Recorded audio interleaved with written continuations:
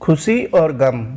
किसी शहर में एक आदमी प्राइवेट कंपनी में जॉब करता था। वो अपनी ज़िंदगी से खुश नहीं था। हर समय वो किसी न किसी समस्या से परेशान रहता था। एक बार शहर से कुछ दूरी पर एक महात्मा का काफिला रुका। शहर में चारों ओर उन्हीं की चर्चा थी। बहुत से लोग अपनी समस्याएं लेकर उनके पास पहुंचने लगे। उस आदमी ने भी महात्मा के दर्शन करने का निश्चय किया। छुट्टी के दिन सुबह सुबह ही उनके काफिले तक पहुंचा। बहुत इंतजार के बाद उसका नंबर आया। बाबा से बोला, बाबा मैं अपने जीवन से बहुत दुखी हूँ।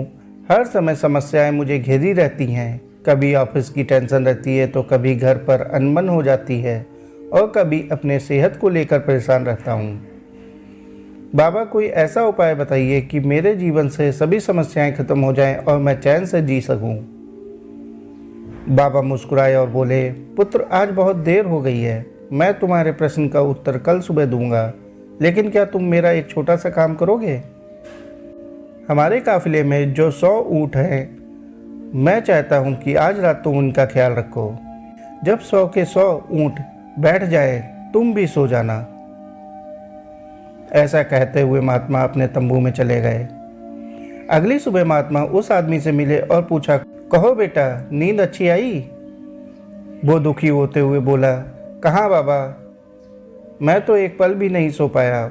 मैंने बहुत कोशिश की पर मैं सभी ऊँटों को नहीं बैठा पाया। कोई ना कोई ऊँट खड़ा हो ही जाता था। बाबा बोले, बेटा कल रात तुमने अनुभव किया कि चाहे कितनी भी कोशिश कर लो सारे ऊँट एक साथ नहीं बैठा सकते। तुम एक को बैठाओगे तो कहीं और कोई दूसरा खड़ा हो जाएगा। इसी तरह तुम एक समस्या का समाधान करोगे तो किसी कारणवश दूसरी समस्या खड़ी हो जाएगी। पुत्र जब तक जीवन है समस्याएं तो बनी ही रहती हैं, कभी कम तो कभी ज़्यादा। तो हमें क्या करना चाहिए? आदमी ने जिज्ञासावश पूछा। इन समस्याओं के बावजूद जिंदगी का आनंद लेना सीखो। कल रात क्या हुआ?